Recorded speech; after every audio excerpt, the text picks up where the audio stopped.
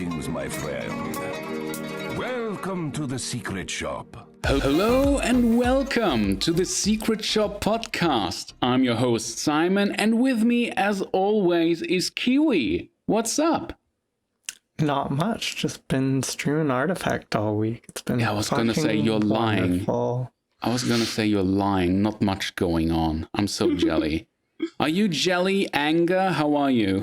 No, I don't mind at all. Everyone around me being in the beta, streaming it, playing it, discussing it, while I'm just here on the sideline. I don't mind at all. Doesn't affect me. Yeah, getting a couple flashbacks, but in all seriousness, I'm totally okay with it. Like, it couldn't have happened I'm not to okay a with better it. How can you say you're okay with it? You're not okay with it. Stop okay. lying.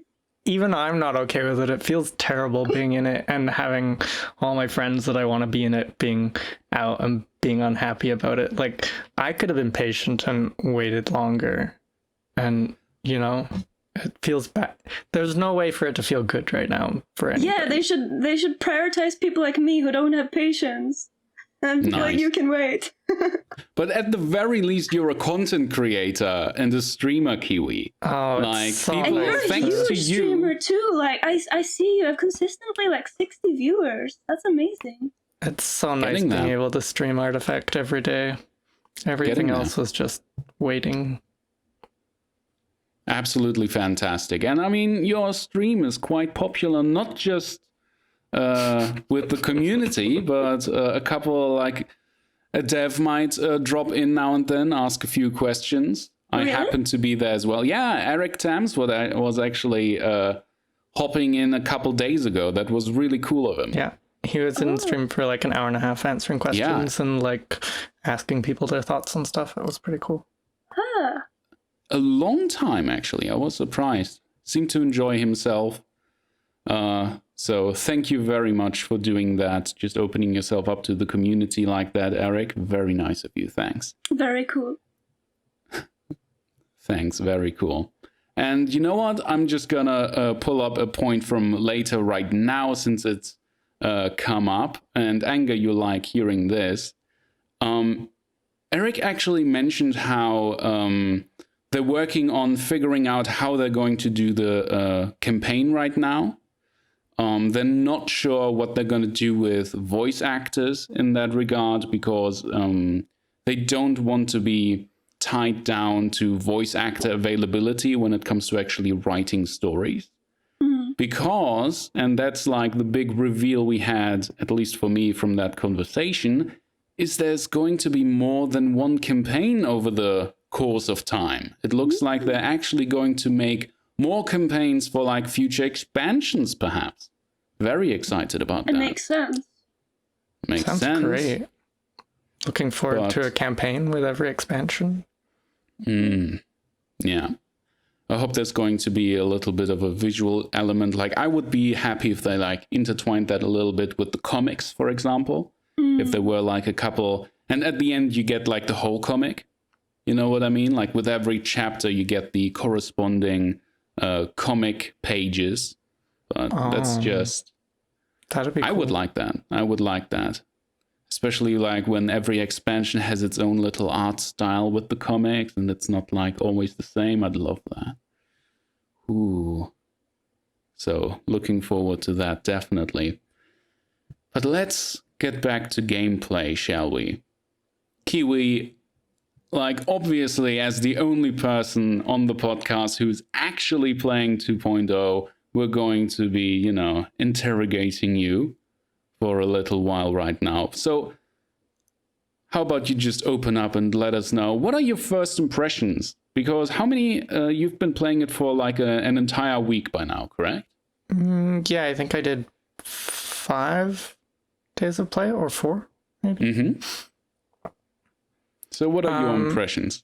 Yeah, so initially people asked me after I'd been in for maybe a day and a half. And I didn't really feel that different initially. Like, watching others play and reading all the blog posts, we can, you know, think about how we feel about things, but it hadn't like sunk in yet, I guess. And I hadn't felt anything special yet. it still felt like Artifact. Learning a new thing was difficult, and like changing your thinking was difficult, but nothing had really happened. And then I had some games with people that were good Artifact 1 players or that have been in the beta for a bit already, and playing the high level games felt a lot better. And playing versus people that were closer to my skill level where I wasn't winning from mistakes or things felt really good. And so we got some of these to some of these endgame states, and the endgame felt surprisingly good, honestly. From playing some many really close games. Like, I guess at the end of day 2, so day 1 I just played the campaign. Day 2 we got into hero draft and played all day. And at the end of the day, once I got over being uncomfortable with the newness of it and the change of mechanics and learning interactions and stuff, we had some really good final games, and the end game felt awesome. It felt like really strategical and difficult, and like a high skill ceiling, and I just felt really energized and optimistic for the future of Artifact after that. Before that, I could... Sorry, go on. No, sorry, I cut you off. We'll just go in because I'm about to go on another rant. Okay, I was just gonna say, because one of the things that I was a bit worried about in the shop and the new items was that they said that the high cost items would often be game enders and stuff. Do you feel like that's true, or do you think that there's still more to play after the big items? Like, are they as finishing? So the big items do very much feel like game enders in the sense that Bolt or TOT used to feel like game enders. Like, they won't directly end the game, but they can lead to you winning the game. The end game items are huge. However, in close games, I didn't feel like I had the freedom to level up my shop and get 30 gold. Unless I was playing an econ deck, which I didn't really do any of.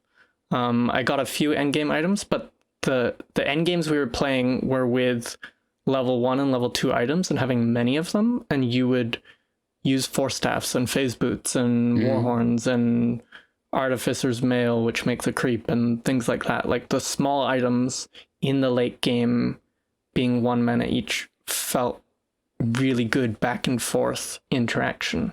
And that felt awesome. So initially I have faith in Artifact being good, and there's lots of room for the game to change, and I am passionate about Artifact, but I hadn't felt anything new. And then after 10 hours in the beta, I was like, wow, this game is exciting. I'm excited for Artifact again, and I'm optimistic about people coming in, playing the game, and staying. I feel like it definitely has the ability and the potential to hold people in and for them to enjoy it if they try it. And so you feel re-energized. I feel re-energized rather than just being optimistic because I like the game. I feel optimistic because I think it is going to be good. I think one positive aspect especially is the viewership. I think spectating the game is not just easier, it is much more enjoyable. Like, I find myself tuning into some random stream, even though there's not much choice, obviously, but into some random stream, and I get wrapped up in the game just as I get wrapped up in spectating a Dota game, for example. You understand the board state way faster than before, because in Artifact 1.0, with the way that the lane progression worked, and with the way that you were totally bound to what the player would be looking at, who is obviously having very different points of interests than a spectator who's just now dropping in, you had to literally watch an entire round from the beginning to end, and then watch the next deployment to really get a good look at what the entire board and the game state looks like. For sure. But with Artifact 2.0, you can see the whole board right away. You see the mana, meaning the round, which round it is. You see all towers without having to, look at this weird mini-map that 1.0 had. It's just way easier to follow the game and immediately understand where both players are. I talked before about how I had friends that support my stream but haven't played Artifact, and how they could spend weeks in my stream and still have no idea what they're watching. Yeah. And already that's changed, that people can come in and watch and get a feel for what's going on and watch it with some enjoyment, or feel not included, but like they're, they know what they're looking at. It's the upsides from the changes make it so much more viewable, and I think that's going to be really good in the long term. Yeah. Have you had a chance to check out like different streams, Anger? Yeah, a little bit.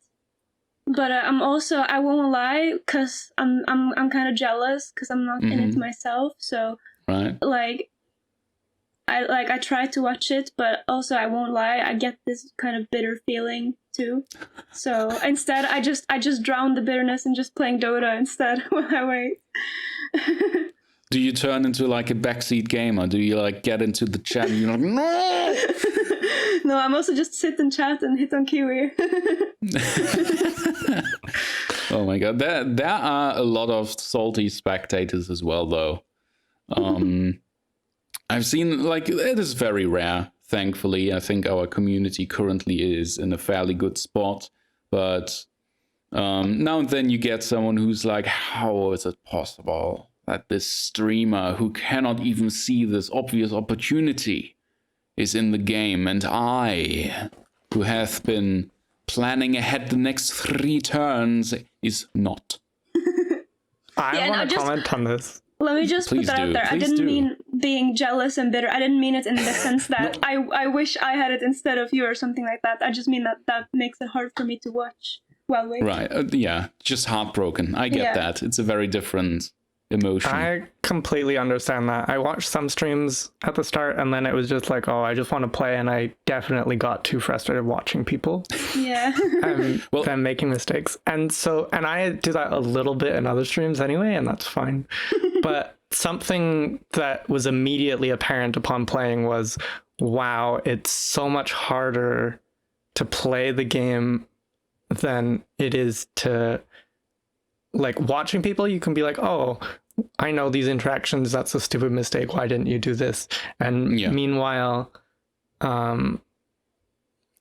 I get in the game and start making stupid mistakes immediately, and I'm just so frustrated with myself because there's so much that's new. It's so overwhelming initially, and it takes a while to settle in. And that's the other exciting part, is I love being able to stream and people can call out my misplays and point out how there were better lines of play and stuff. Like, it's really nice once I got past the basic mistakes from your brain just not thinking the same way.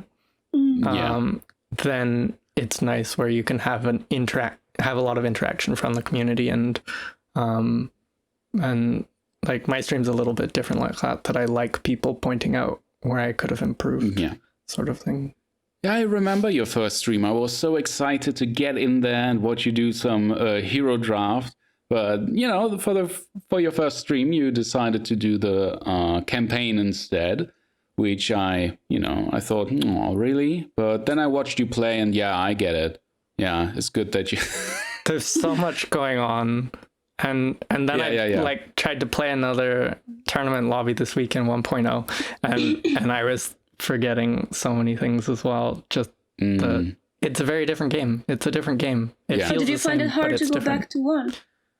I was making stupid mistakes that I wouldn't normally make. Yeah. And as a spectator, it is very jarring to go back to 1.0, which is, so polished and 3-dimensional. Definitely a very different experience. So I can't wait for polished mode, but that is probably still like months in the future. Do you ever get any of the haters in your chat? Like, not your haters, but Artifact haters? I was surprised how few I've had. I don't know. We saw lots the first couple waves in other people's streams. I haven't had any, really.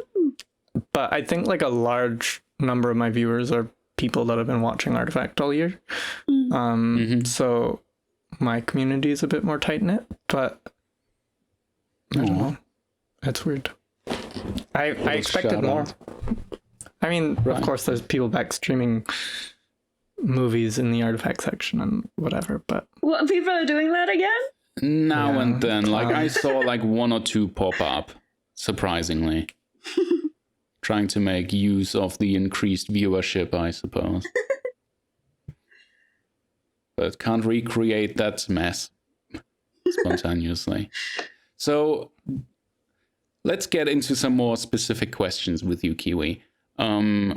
One of them being about depth. You just mentioned that you think that at least at a high level, when you're like on an equal playing field, it is very rewarding to play. But how do you feel like on different levels of play?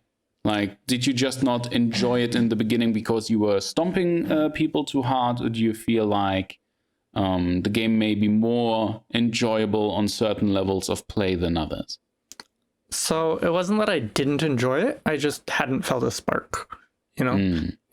It felt like Artifact, but it didn't feel better or worse. It was just different. And I'm not necessarily saying 2.0 is significantly better than 1.0. It feels good. It feels surprisingly good. And it feels much better than I anticipated from watching streams and from looking at the blog posts. It surprised me. And that was wonderful. The other day, we just did Hero Draft all day, and I went 15-0, and the close games felt good, but a lot of them were just beating up lower players, and that didn't feel good at all. Like, I don't think it's a matter of high skill or low skill. I think it's just if you're playing opponents that are similar skill level, it'll be a lot more fun. So when more people are in and matchmaking is stricter and ranks have balanced out a bit, then the games will get better. Like yesterday was the follow-up to that, and my games were much more even, and that was far better for me. Like, nice. Yeah. I definitely see a lot of outplay potential that is much more direct than it was in 1.0. Like, there was a lot of outplaying in 1.0 on like a super high level, but that was like planned turns and boards ahead of time, so that for a spectator, it wasn't like immediately apparent. But I feel like that pops way more in 2.0 when it comes to deployment, for example. That is like a very easy to see example where people, streamers, are saying, I'm trying to deploy this hero over there because I think he's going to deploy that hero over there, and I'm just trying to avoid blah, blah, blah. And then they just didn't, expect the other player to just drop that hero on their own creep, and then the whole board is going to be dominated by the other player because of that. So there is some direct outplay potential, at least. That's super low level. I get that. As we expected, deployments are an enormous mind games go on. So like, for example, I almost always play Prelix in mid, and I'll put her far left so that her creep goes far right, because there was lots of Svens, so the Sven can't cleave both, or the axe can't call both. And so then when I play against somebody that's been in my stream, I put Prelix in a different position that is suboptimal because they know how I've been playing. And so things like you expect people to put Lycan in the mid lane, in the mid spot, so that it reaches the whole lane. And so I don't know, there's so much outplay potential, but rarely ever does the flop go perfectly how you want it to or plan it to. And it's very rock, paper, scissors-y in that you can have one go bad, but then the other one will usually be good. I feel like very few of my games have I lost directly on the flop. And also in drafting, very few games have I lost in the draft. Maybe one or two I felt like were getting significantly outdrafted, and then I won half of them or one of them. The drafting against an opponent, like, so Hero Draft is a temporary game mode or a game mode for learning for new players. Maybe not temporary, but it's not necessarily going to be the focus of Draft and Artifact. And yet it feels wonderful drafting against an opponent, because every decision you make matters, has so much impact. Like, so for my playstyle, I focus very much on having a creep base or somebody who makes bodies. So either like Prelix or Phantom Lancer feel really strong. However, there's counters to all the heroes that you want, and so like, you don't want to pick Phantom Lancer early, even though he's really good, because a Zeus or a Timbersaw ability, both of those can clear out the illusions, no problem. And so, or like Venno feels surprisingly strong, even though he looks terrible. But if you pick him early, I played a game and my friend picked all black heroes, which take advantage of the feeble, and then just hit my face. And so there's a lot of back and forth in the pick phase. On top of that, all the heroes feel good, right? Like some of them don't, but let's say more than half of the heroes feel good to play, and they're going to work on adjusting that further. Right. And so because you're picking from 4 choices, you have to decide, hey, do I want this for my game plan, or do I want my opponent not to have that for their game plan? And so there's a lot of counter picking or deny picking and that sort of thing.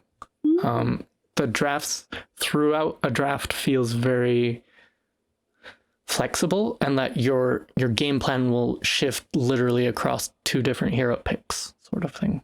And I really like that. Well, how do you feel about, because as far as I know, in Hero Draft, you're given random cards based on both of your card pools, right? Yeah. Do you feel like that is too much RNG, like whether you get good or bad cards, or do you feel like it's balanced? Definitely. So it's really nice that there's direct bug and suggestion reporting in game. And so, like, I've sent 10 or 15 things that I don't like, and it's nice knowing that they're being read and considered. So this was something I sent one about yesterday, was that blue feels much weaker in draft at the moment because they very much need synergy cards. Like Lena needs spells, Zeus needs spells, and so if you just get blue creeps, then it feels bad. And things like all of the blue vision heroes, where they look at your cards and that sort of thing, they very much need synergy as well. And so if your deck doesn't match it, then they just fall kind of flat. So I suggested that there be some just that it picks cards in a little bit of a logical fashion for that. Okay. And not so far that it turns into buckets accompanying a hero, but just that there's some matchup, because then people will learn interactions much easier. And I think that's really necessary for the new players. So yes, I think there can be some improvement there. Definitely. Very cool. My next question would be about some of the mechanics which seem at first a little bit more unintuitive. One being the Courier and the other being the blink scrolls.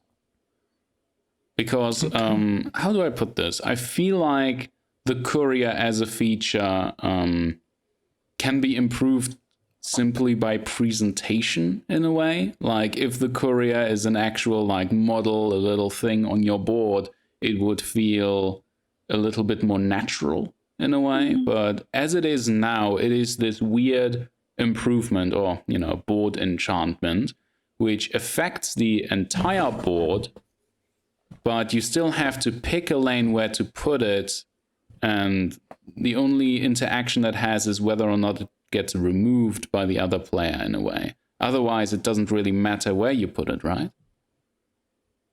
There can be initiative mind games for when you place it, and like I'll never put it on the board if there's smash the defenses and Damage King Maul in their deck.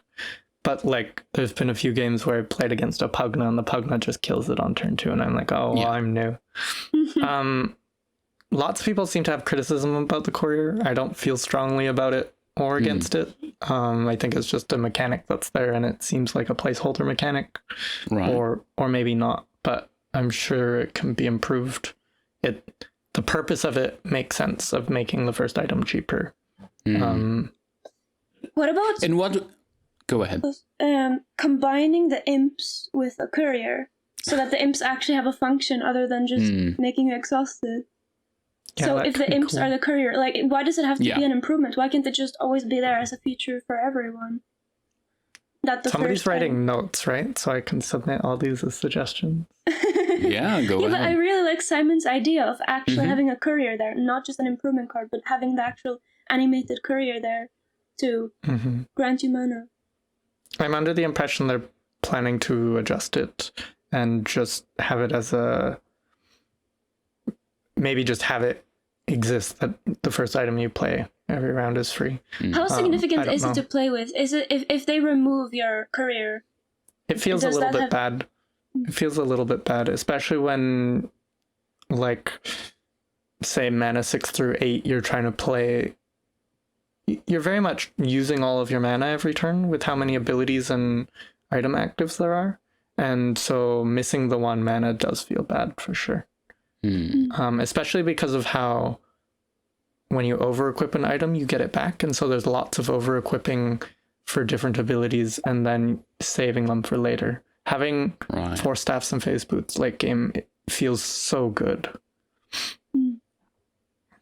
Right. Yeah, I've been thinking about that because maybe they will fulfill your wish, Anger, and you can remove the imps by simply replacing it with a courier that is more to your tastes. Also has huge cosmetic potential. Oh my god. Definitely. Hell yeah. So Blink Scrolls you're asking. Yeah. From playing with them, they feel really good and necessary. And why are they necessary? Okay, so yeah, let's get into it. So mobility feels really important. And yes, there's a lot more mobility in the game. But because there's limited slots, the mobility is necessary. Draft feels like it a little bit lacks board clears, and that's why creeps and such are a little bit strong at the moment. But keep in mind that stuff being strong or weak isn't relevant at the moment. All balance is going to be adjusted and shifted as necessary. Yeah. So focusing on that is not a good use of our time. What they're more concerned with is, do heroes feel... Are they fun? Do they fit their character? Does it feel like the hero might in Dota and that sort of thing? Yeah. And that is actually, might as well interject here, they just made a blog post about this. They opened up their Discord, which was joined by 200 people within 2 minutes. Absolutely crazy. And they're saying that they want people to discuss all the red heroes right now. That's what they're focusing on next. And next week, there's going to be a poll about what the community thinks those heroes' overall strength is, or if their gameplay matches the identity of the hero or the color, how exciting it is to play those heroes, if they're interesting and all that stuff, fun, you know? So that is definitely, apparently, their next focus when it comes to heroes. One thing about Blink... Oh, sorry. You're up. With Blink Scrolls, why is it when you take 15 damage on the enemy, shouldn't it be when the enemy takes 15 damage on you? So it can sort of be like a comeback mechanic if you are first to take a lot of damage. That's one thing I've been thinking of, that it would probably be much more balanced that way, instead of the person who already has the upper hand getting another advantage. That could be good. However, I think that's a great idea, actually. It very rare, like, there were a few games where you kind of stomped so hard that you got multiple blink scrolls before your opponent got any. I think that was more so the case with just decks not being balanced, or like one person's deck being a lot stronger, or one player's skill being a lot higher. And so I don't think that'll be the norm. Like, when people figure out the game a little bit more and there's some matchmaking, I don't think that'll occur very often. In the games that it did happen, like, it doesn't feel good to be that far ahead of your opponent, sort of thing, and it did feel a little bit oppressive.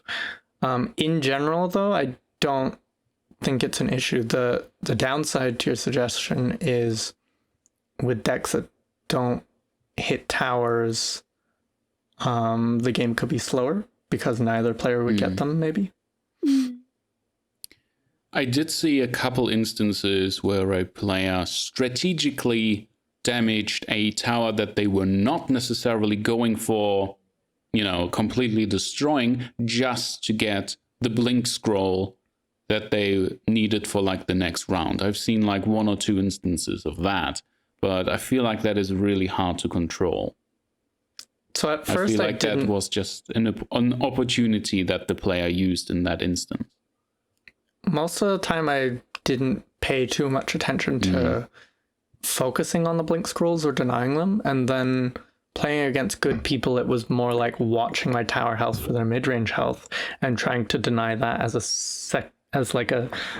separate point of control, or like a goal throughout the game. And I don't know, it's like the game's still pretty new, so I don't have a great feel for them, but the flexibility they give was making games really interesting, and I liked it. Yeah, it definitely feels good. I think people that were criticizing them prior, upon playing with them, I don't think they feel bad at all. I thought they felt good. I like them. I like them as a mechanic. Maybe they have a different name. I don't know. I don't know why people hate on them. Just call them TP scrolls. I don't get it. Why blink scrolls? I actually would like it if it was a little more thematic about destroying the tower. Like, something that I've been thinking about is like calling it something like a tower heart or something, or a tower shard. You know, just because it's coming out of a halfway destroyed tower, you know what I mean? And then like a little scroll falls out. Like, I just want it to be a little more thematic, you know, flavor. Yeah, I'm into that. The other criticism is that because of lots of mobility is, say, to 5 squares away or to an adjacent lane, then people talk about mid lane becoming the new first lane where you have to control it, and it's really important. Games haven't really felt that way to me. Like, yes, in theory, mid lane's a little bit more important. I wouldn't mind maybe that. It's just that it hasn't devolved down that far yet, and people haven't got that comfortable with it. But to me, you're still playing all of them. And the other side of that is that Dota's like that. Mid lane is most important because it controls the rest of the map. So this fits it, and mid is balanced for everybody. So why should you like it or hate it? Some decks will control lanes, others not so much, and it'll even it out. It'll draft differently if that's the case. Yeah. I definitely would like that, actually, because I've read a couple comments which were like, well, now that we're playing on all lanes equally, they perhaps lost a little bit of their character, their identity. So I wouldn't mind at all if the mid lane, because of how, you know, all these auras work, and was just more valuable. I would like that, actually. Anger, do you have another question for Kiwi? Not that I'm thinking of. All right, then. My next question would be about the overdraw pile, actually. Because that is a mechanic that I personally do not understand the purpose, actually. I don't see the point of it quite yet. Other than just limiting hand size and why we can't... Like, I kind of understand why we can't look at it. It's supposed to, like, you know, de-emphasize big hands. It's supposed to make you play more aggressively, perhaps. Use your cards. But so far, I just didn't really feel it, you know? So the overdraw pile is almost a non-issue. Like, I've had an overdraw pile twice in 50 plus games. So you've been busy. And it had 1 in one game and 3 in one game, and I knew exactly what was in it. The only time the overdraw pile felt bad was when my hand was full of small items that I was saving for late game, because your hand size is limited to 10, including items at the moment. I was told they're looking at changing that already. I believe the overdraw pile is there just to keep things simple, so people aren't overwhelmed by how many cards there are. But I don't know if I don't know if it's necessary. I don't think it's necessary. I think it's just there. They are clearly looking at it, because this week they were doing some changes with card draw, and they took out all of the card draw engines for this week to have a better look at the statistics of that. Eric made a comment on stream yesterday that almost nobody is having huge hand sizes where they get to overdraws unless they put a ton of draw mechanics in their deck just to play with it. So I don't think it's really relevant at the moment. I could easily see them just going back to full hand size, or to having items separate. Sorry, not full hand size. I could see them going back to not limiting hand size. It can feel bad if you have situational cards you're holding for a specific reason, like cheap ones, like say Centaur spells or roars and things like that you're saving for a specific purpose, and you have small items that you're saving for a specific purpose late game. But it feels like very rarely is it relevant. So I don't know. Yeah, something that had not been obvious to me, even though it had been talked about in a blog post, was upon getting in the beta, you can play Constructed with all the cards. You have access to the whole collection, and you can jump right into Constructed. People missed that. A lot of people missed that. I missed that. And people have been complaining in streams, oh, it takes too long to unlock the cards. I think the card unlock rate feels pretty good. It's about... I've got 75% of the cards unlocked. So I think it's about like 80 games maybe to unlock all of them. And I already have a fairly good understanding of most of the cards and the mechanics. And it felt like an okay rate for me, maybe slightly slow. So comparing that to a new player's experience, there's going to be more than enough new things for them to deal with. Compared to other games where the grind literally never ends, I think a week or 1.5, maybe 2 weeks is going to be completely fine. Depending how much you play. And there's so much going on, and for a new player there's so much to learn. Like, more cards would literally overwhelm you. We have all the cards from Artifact 1 and most of a second set here. There's so many cards in the game. And there's so many interactions and things to learn. Like, we've been doing science on my stream because I don't know how things are gonna interact, and then some of them are bugs and we get to go report them, and it's really nice getting to feeling like I get to help. And I want everybody to be in there, because the game feels so much better when you play it than when you watch it. And I'm excited for more people to be in. I've been thinking about like collections and cards, because in a way I don't like it when cards are taken out of rotation, personally. Maybe that's because I'm a scrub, right? I would love, like, this is future talk, like super future talk, right? This is post-release future talk. But I would love if new cards were simply added and, you know, older cards were simply adjusted to the new meta so things stay relevant without, you know, just taking stuff out. Obviously, that probably would have to change for draft modes, perhaps, but at least for constructed. What don't you like about taking cards out? It feels like something is being taken away, you know? I understand that new stuff is added as well, but I think I would prefer if older cards stayed in the game and simply that context changed because of the new expansion, rather than, you know, becoming not just irrelevant, but literally removed from standard play. Do you feel the same on this, Anger?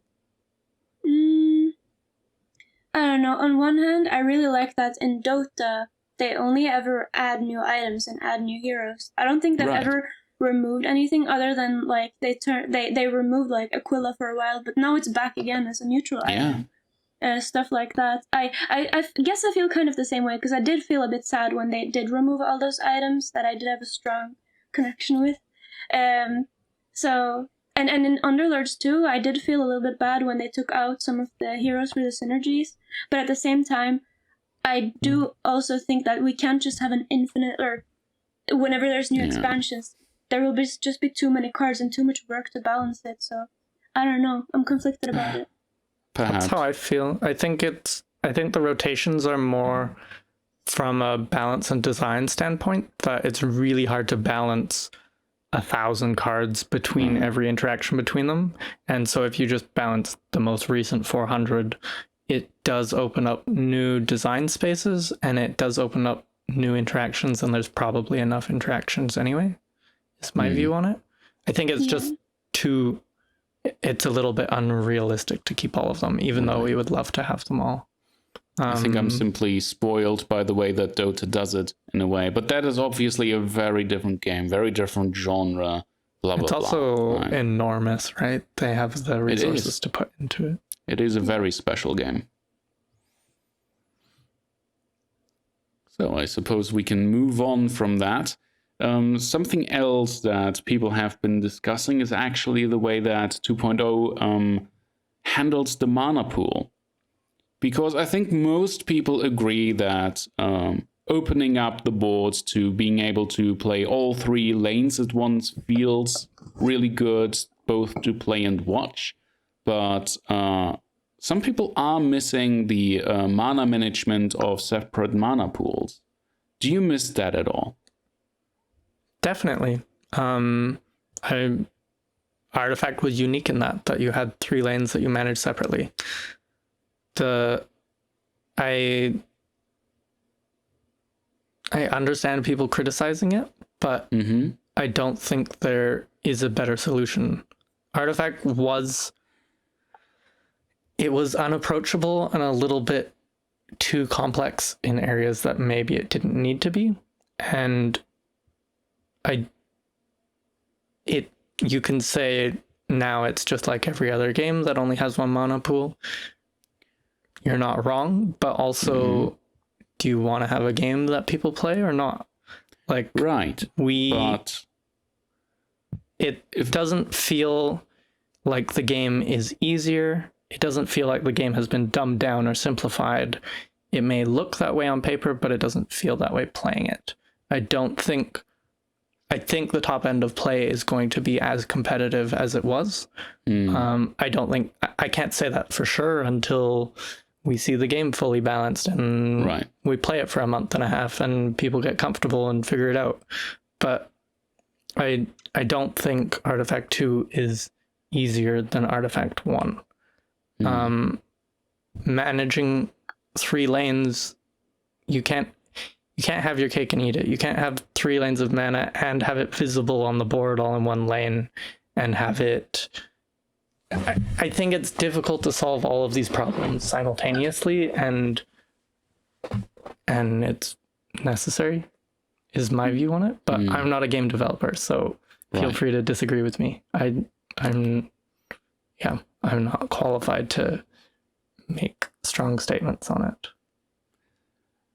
I think my thought on it is simply that we also shouldn't shy away from adding more depth if possible, as long as it doesn't, convolute things too much.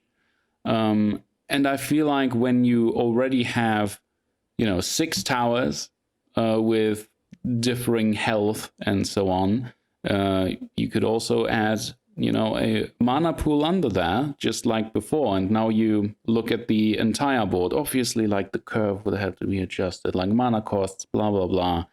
But there's like some in-between steps as well. Anger, do you have an opinion on this? Do you feel like separating the mana pool once more would just be overkill? Or do you think that there's something of worth there that might be worth implementing into 2.0? I don't know, it's really hard to say without having played it, but just from having watched it and read about it and thinking about it, I don't really mind. Like, obviously, like Kiwi was saying, I really liked in Artifact 1 that you have those separate lanes, but now that we're already playing all 3 at the same time, I think it would just be too overkill to also have 3 separate mana pools, because then when you play all 3 boards at the same time, like, how would that interact with, like, boards where you move between them, stuff like that. And also now with drawing less cards and having smaller hand sizes, you're gonna have more mana to use. So I don't know. I really like it simplified a little bit in the mana department, but it's hard to say without having played it. All right. I think part of having separate mana pools is that you could get locked out of them. Before, so if there's 3 lanes, then whoever has initiative can have an advantage. So looking at it very straightforward, say you have 1 hero each in each lane, and you have the ability to kill them. If you get to go first, then you win 2 lanes and your opponent wins 1 because you trade interactions back and forth. Having a shared mana pool, we still have 3 lanes because of how your heroes use their mana, right? You need heroes of a matching color to use their card, and things like improvements and stuff are a lot less cross lane, and so we don't have access to those as much. It feels a lot more back and forth now, rather than somebody doing the big game plan to have initiative and then controlling the tempo of the game from there on. Initiative feels really interesting. At first, I'd theorized that it wouldn't be very important, and it looked obvious that it would be less important, but because almost every hero has an active ability, initiative still matters a fair bit, and it's really hard deciding when to pass and when to pass for initiative. The fact that lots of the actives give you initiative as well, especially on blue heroes, is a really cool interaction because it gives lots of flexibility for when to use it. Sometimes you're using it for initiative, but rarely. More often you're just using it to chain abilities, and that feels really cool. The initiative system feels far better than it used to. The other thing is that it's always a trade-off. So say I have initiative and we're going into a turn, I can pick which action I want to do first, but I'm not going to win the whole turn from it. Right. In most cases, I just get to pick which one I want to prioritize. And so every time I felt like I had initiative, I was presented with choices of which direction of play I wanted to pursue. So say I do an axe call in mid lane and I make my mid lane really strong, then I eat a headshot or a laser in a different lane. And so just having initiative doesn't feel it. You don't control everything from it. You just get to have your choice of interactions, and then your opponent will have an interaction back that suits them. And so that back and forth feels really good as well. especially with all the items having actives too and things like that. Yeah. I'm really enjoying initiative in 2.0. Because there's no more winning a lane and still having initiative in the following lane. So you can't chain it, right? You have initiative for one action, and there's no Salamene or Chain Frost anymore. That is, you can just continue controlling and cycling. God, Maybe I haven't figured that far, but I love the old Chain Frost with the... But it was broken. It wasn't fun to play against. Do you want to get Chain Frosted in 2 lanes and then hip fired in the last one, and then you don't do anything for 3 turns in a row? It's far improved. I really like it. What I love about the way mana works with items now is, like, first of all, you gotta keep in mind that you need at least 2 mana to play an item and use its active ability. I have seen lots of players, tripping up because of that. But one item that stuck out to me a lot because of this is actually Claymore. It's a super basic bitch item because it just gives you attack, right? But that is 10 attack for 1 mana, if you think about it. For 0 mana if you have a Courier. If it's the first item, that's 0 mana, right? Claymore feels so strong late game in draft. It's really because the towers have a little bit lower health. Finally, that animation is justified.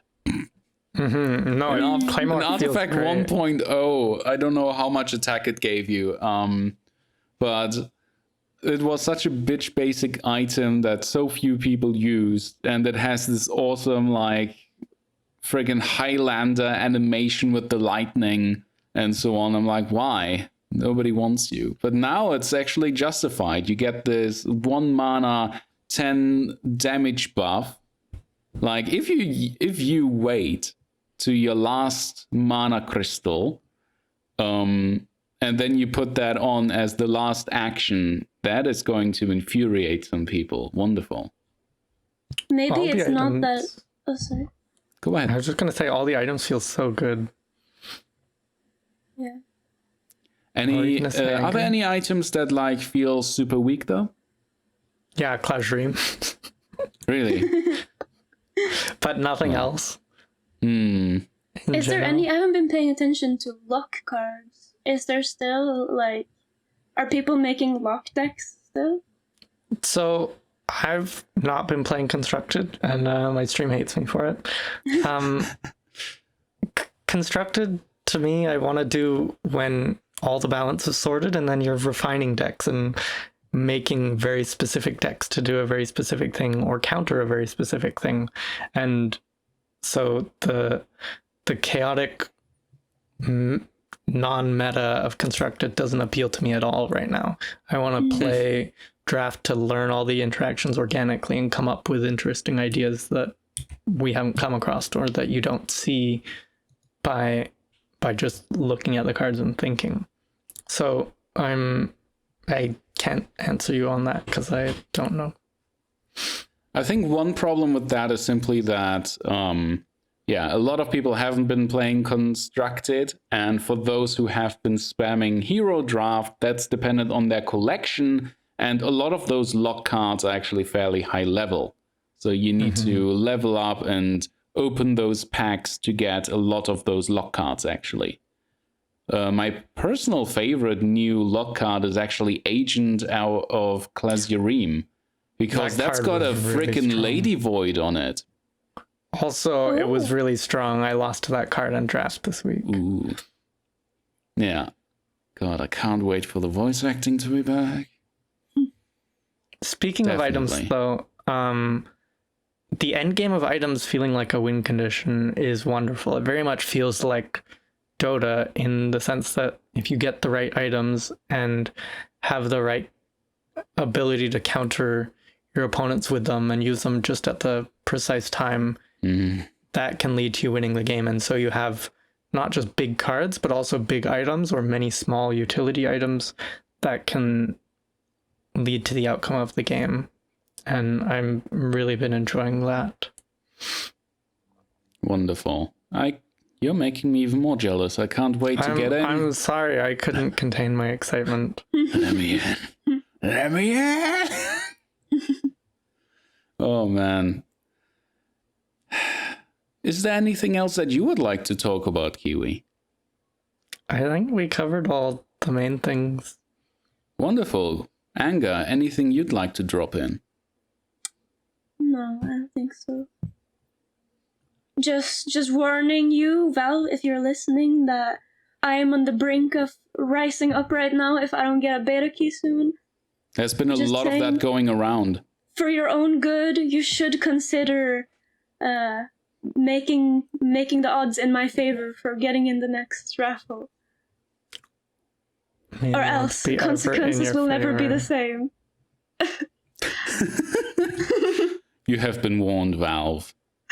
You have been warned. Although, please. All right, then. This is not begging, this is a threat. It is. Beta key or the penguin gets it.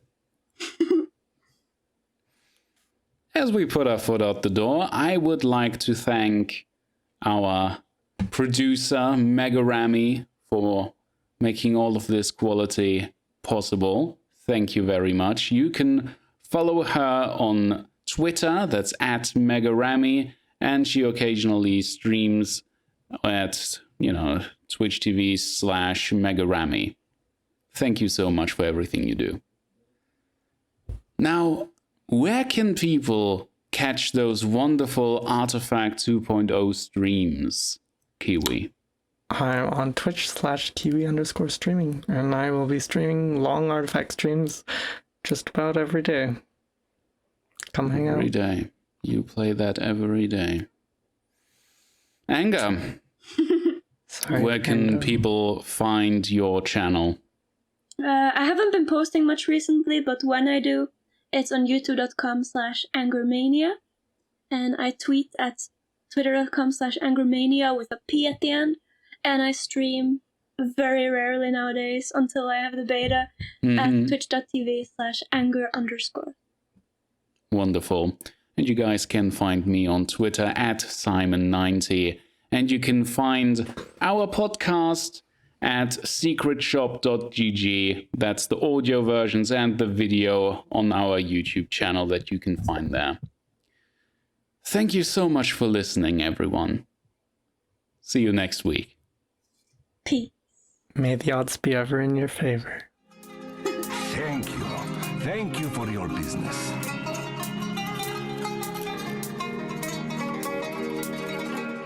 Come again!